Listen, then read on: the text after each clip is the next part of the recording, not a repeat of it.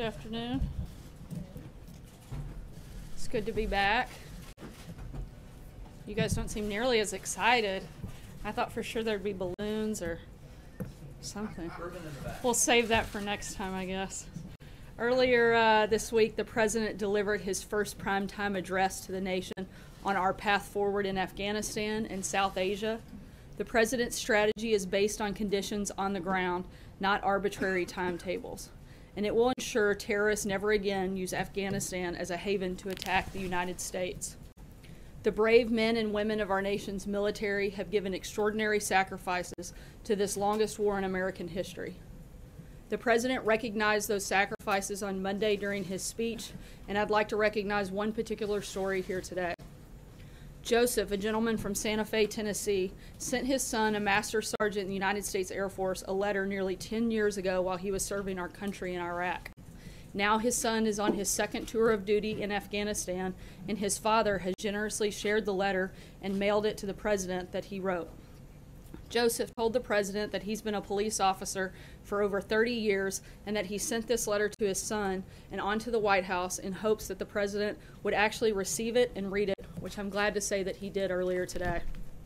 In his letter to his son, Joseph wrote, "Please don't lose sight of your purpose. You're the only hope and glimmer of light for the good, innocent men, women, and children that you are protecting.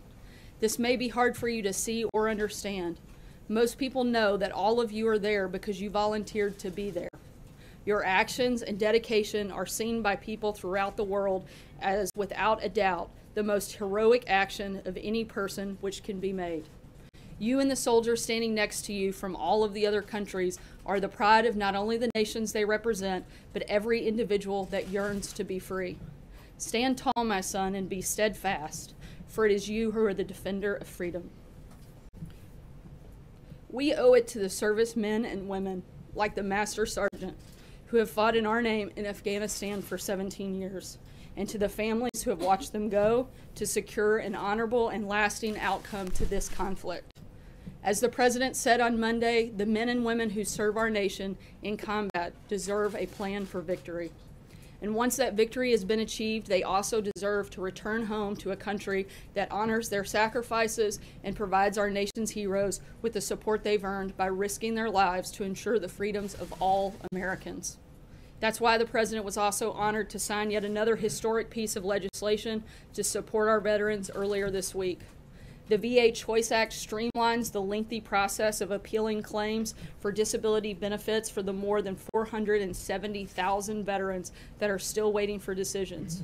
Under the leadership of Secretary Shulkin, the VA is steadily delivering on the President's promise to fix the broken VA system. Finally, before I'd open it up to take your questions, as you're all very well aware, I kind of love birthdays around here. And oddly, we have quite a few of them going on. Major Garrett, happy birthday. But even more importantly, I'm pretty lucky. I think I have two of the best parents in the world. And it's my dad's birthday, so happy birthday, Dad. And it's my niece's birthday, so I get to knock out a ton of stuff today. My only niece, Caroline, turned 4 today. And with that, I will take your questions. Steve. Sarah, there seems to be some acrimony between the President and the Republican congressional leadership. How do you repair this relationship going into the fall? Look, I think the relationships are fine. Certainly there are going to be some policy differences, but there are also a lot of shared goals, and that's what we're focused on. We're disappointed that Obamacare, they failed to get it repealed and replaced, but at the same time, President Trump has worked with Leader McConnell to reach out to other members and to work on those shared goals, and we're going to continue to do that when the Senate comes back from recess. Will the President sign any budget bill that does not include funding for the wall? Look, the President has talked pretty extensively about this. He campaigned on the wall. He won on talking about building the wall, and he's going to make sure that that gets done. And he'll continue to fight for that funding and ensure that it takes place. Let's not forget that there were a lot of Democrat senators that also voted for border security and a border fence. And hopefully some of those same individuals will talk to members in their current party, and maybe we can get a bipartisan group to support that and make sure it happens, because this president's going to see it through. John? Sarah, it's my older daughter's birthday, by the way, too. Good, we'll go ahead and cover that one, too. It's my understanding that when the president meets with Senator McConnell at the beginning of September, when Congress is back, that he will ask him to take another swing at repealing Obamacare. At the same time, judge in New Jersey, Judge Walz, has said that Senator Robert Menendez cannot come back to the Senate to cast votes. How does that, in combination with what the president might want the Senate Majority Leader to do on Obamacare, factor into the balance of power and the vote count you need to get a repeal bill through? I'm not sure about the specifics of that case. I know there's still ongoing judicial process taking place, so I'm not going to get into that. But I can tell you that the president continues to be committed to repealing and replacing Obamacare and making sure that America has good health care and the health care that they deserve. Given what happened just before the August recess, does he really have a chance of getting it through? Look, we're committed to continuing to make sure that we have the best health care we can, and if we can do that in that direction, I think that's great. If we can't, we need to look for other ways that we can make solutions. John Decker. Thanks a lot, Sarah. Hurricane Harvey appears to be bearing down on the southern part of the U.S., specifically Texas seems to be in its crosshairs. There is no replacement yet for General Kelly at the Department of Homeland Security. First question, does the president plan to name a replacement for him anytime soon? And second of all, is this problematic in terms of dealing with Hurricane Harvey, the fact that there's no one at the helm right now at DHS? No, there's certainly someone at the helm. You've got Acting Secretary Elaine Duke, who's watching this closely, very involved in the process, along with the acting director for FEMA. And again, I think that we are in great shape having General Kelly sitting next to the president throughout this process, and probably no better chief of staff for the president during the hurricane season. And the president has been briefed and will continue to be updated as the storm progresses, and certainly something he's very aware of and will keep a very watchful eye on, and stands ready to provide resources if needed. Sir, the president promised over and over again during the campaign that Mexico would pay for the wall. So why is he now threatening a government shutdown if Congress won't pay for it? The president's committed to making sure this gets done. We know that the wall and other security measures at the border work. We've seen that take place over the last decade, and we're committed to making sure the American people are protected. And we're going to continue to push forward and make sure that the wall gets built. Why is he threatening a shutdown over paying for it? I mean, again, he said over and over again, he talked about the campaign over and over again, he said Mexico's going to pay for the wall. He asked people, his crowds chanted back, and Mexico's going to pay for it. And now he's threatening a shutdown of the government. Now, once again, the president's committed to making sure this happens, and we're going to push forward. Matthew. Thanks, Sarah. About a week ago on August 17th, the president again referenced a fictitious story about General Pershing committing a mass execution in the Philippines. A couple questions on that. Does the president know that the story is false? And if so, why does he keep repeating it? And why does the White House think it's appropriate for the president to perpetuate this false story if he hasn't been informed that it's not I haven't true? had a chance to ask him about that, so I can't speak to it. Then on the broader point, so the president's spreading false information via his Twitter account that seems to encourage wartime atrocities. No one in the White House has thought to inform him that I this didn't story say is no false. one had. I said I hadn't had that conversation, so I wasn't going to speak to something I wasn't aware of. Thank you, Sarah. Thank you. The U.S. has withheld funding to Egypt over its human rights record. President Trump praised President Sisi back in April when he was here. Why the change in tone now? Look, the United States has always been committed on human rights issues. We'll continue to do that. And if I have further updates, I'll let you know, but I'd encourage you to reach out to the State Department. April. Sarah, two questions. On the economics of a government shutdown if the wall is not paid for, the president likes to talk about how the economy is doing well under his watch. If there is a government shutdown, people could be laid off or for a moment, or some people could lose their jobs. Talk to us about the economics. What does he view the economics of it with this wall for the average American that he's fighting for? I'm not going to get into the weeds on that, but I know that the president is probably one of the strongest presidents we've had on economic issues. There's a reason that over 1 million jobs have been created since he took office. There's a reason that the unemployment is at a 16-year low. There's a reason that the stock market is at an all-time high. He's very committed to job creation, economic growth, and he's going to continue to do that. HBCU summit. There is a big back and forth about this HBCU summit. 3 of the organizations that are over top of the HBCUs that basically represent them are saying this is not the time to have this summit because of Charlottesville and the fact that some of the schools feel that they just did not get what was promised from this administration, and there could be an alternate summit by a congresswoman. What's going on here? Look, the HBCU summit has been going on for over 30 years. We have no intention of canceling it. And as of right now, the summit is at complete capacity with a waiting list. With that type of engagement, I think it's best that we move forward. Can I see the list of schools and the names? Because we're hearing, I mean, from schools that are saying that they are not coming, and a lot of leaders. I can only tell you who's registered, and certainly that we're at capacity for the convention center with a pretty lengthy waiting list. In terms of whether or not we release that, I'd have to check on that and get back to you. Sure. Sarah, what are the president's thoughts on the situation in Cuba at the U.S. Embassy? We understand now as many as 19 Americans have been injured. I know that they have been going through the process of bringing the majority of those people back to have thorough testing and see what actions need to be taken and how best to move forward. At this point, I'd refer you to the State Department on anything further. Does the president believe that Cuba is involved directly? I can't comment on that at this time. Right now, we're under a thorough review, and as soon as we know something, we'll let you know. Eamon? Thanks, Sarah. This morning, the president said that the debt ceiling approval process is a mess. Is it? Is that accurate? Look, it's our job to inform Congress of the debt ceiling, and it's their job to raise it. And Congress and the previous administration have obligated trillions in spending, and we need to make sure we pay our debts. We're still committed to making sure that gets raised. Do you want a clean debt ceiling bill? Yes. Do you want it to be clean? Yes. Yes. Sarah? I'm just going to ask a follow-up question about that. The health attacks that are going on, as the Secretary of State has deemed them.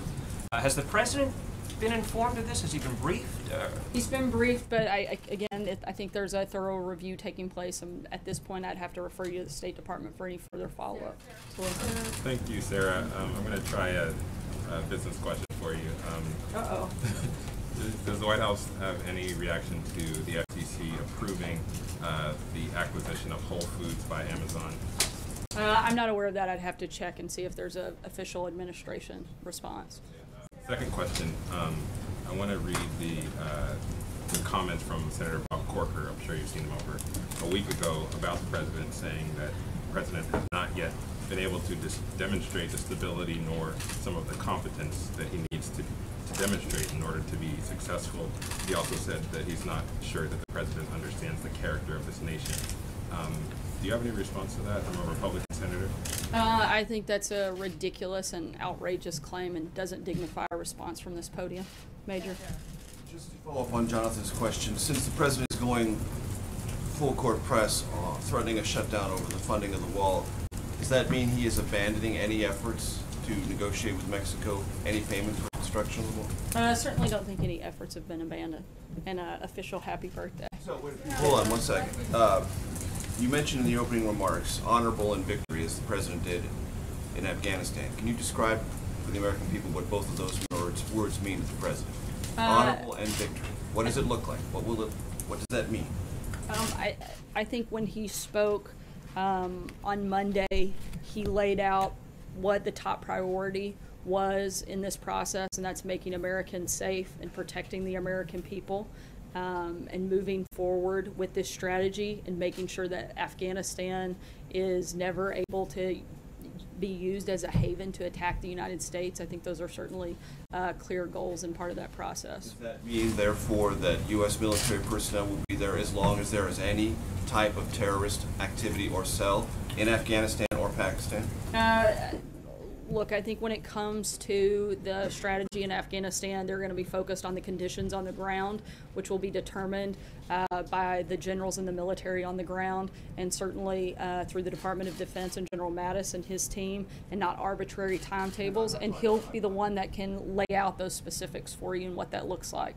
I'm just asking, because you've mentioned terrorism, you mentioned threats. There are several different networks there: Haqqani, Taliban, Al Qaeda, ISIS. Is the priority of this administration and the strategy that it will pursue until it is accomplished to eliminate all of those terrorist cells, either Afghanistan and Pakistan, and only then can victory be achieved and that be described as honorable?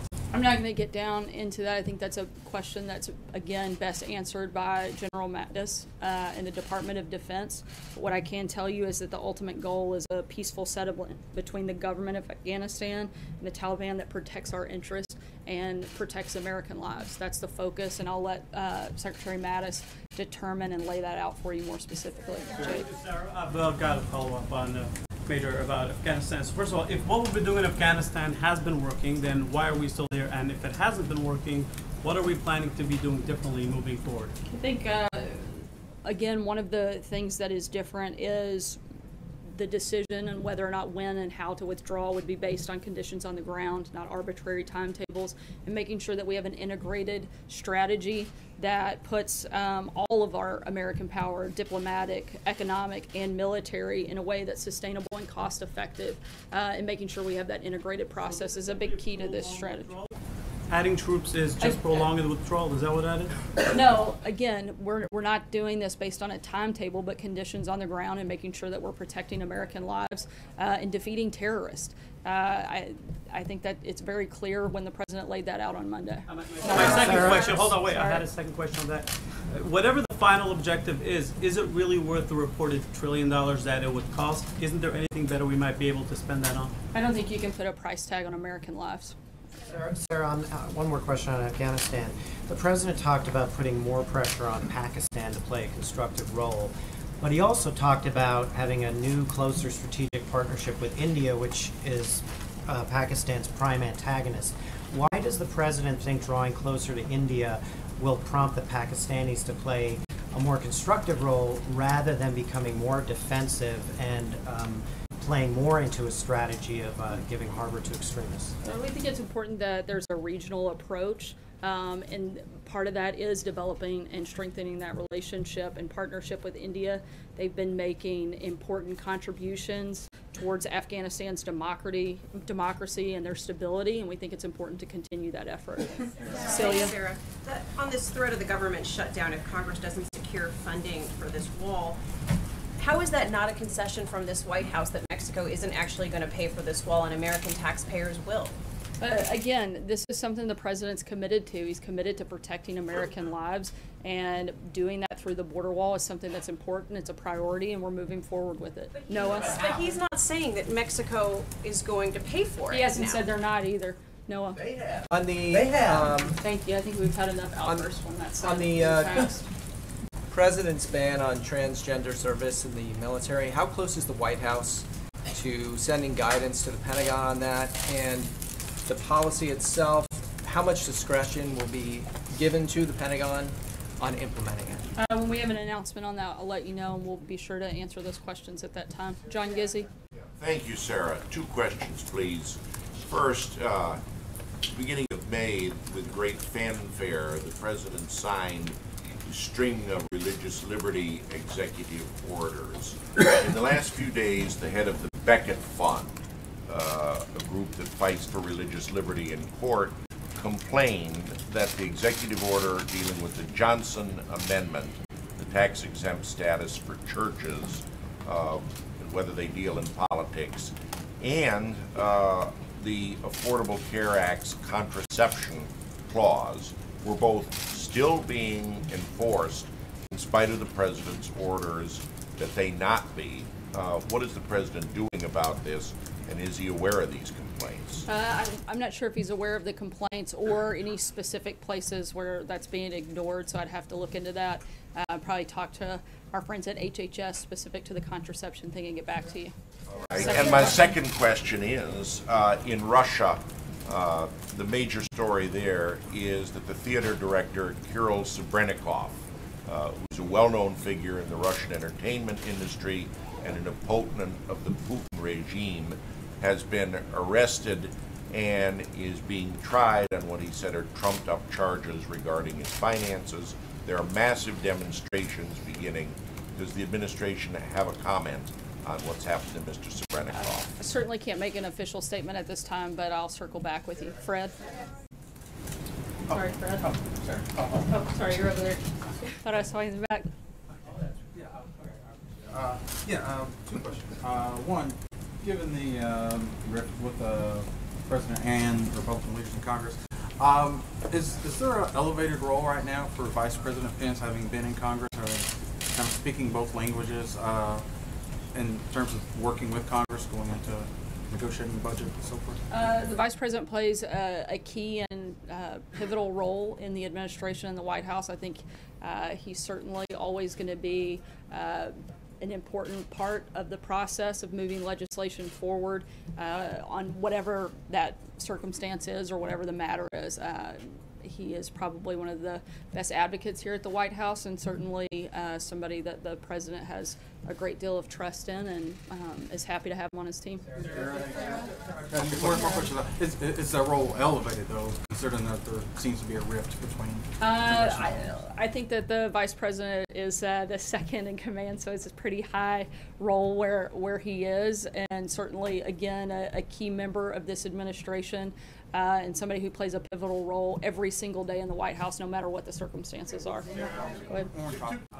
And that is, there's been some increased criticism from conservatives about Commissioner Koskinen at IRS after an IG report came out that highlighted that there were 213 employees that were rehired after committing offenses, including some crimes for termination. And I was wondering if you could revisit why Commissioner Koskinen is still part of the administration, and if the President has any plans putting in place to replace him when his term is up in November. When we have a personnel announcement on that front, I'll certainly let you know. Go ahead. Questions on pardons, if I could. One on Sheriff Arpaio.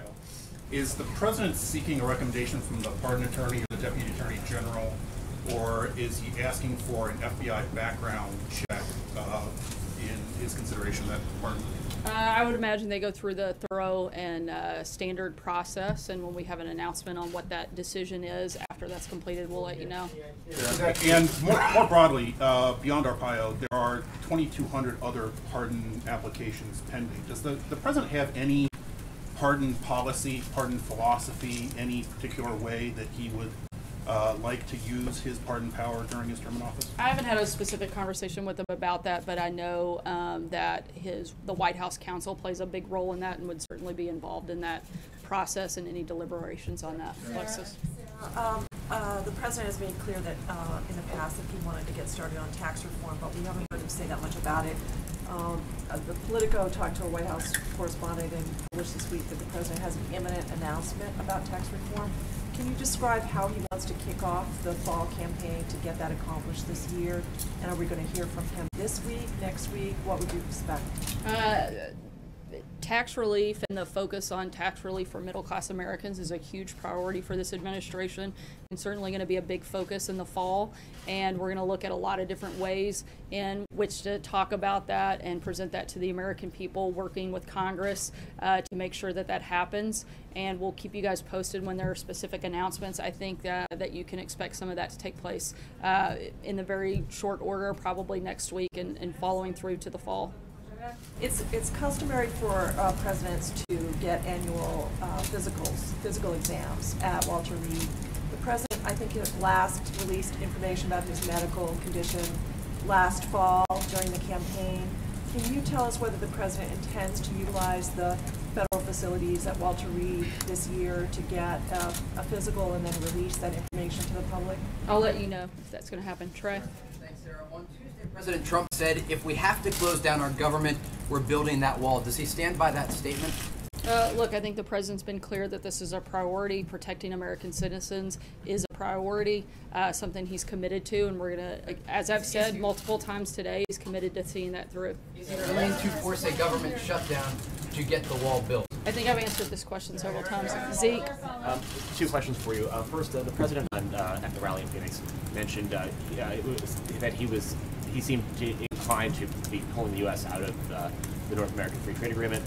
His comments came after the first round of NAFTA renegotiation talks last week. So were those comments informed by the status of those negotiations last week here in Washington? When he said that was his prediction that he was going to be pulling the U.S. out? Yeah, the president's being kept up to date on those negotiations. I think he's certainly been clear about how he feels about NAFTA and making sure that we get the best deal for the American people. He's committed to that. We'll see how the negotiations go and then go from there. Thanks so much, guys. Have a good night. Charlottesville, Sarah.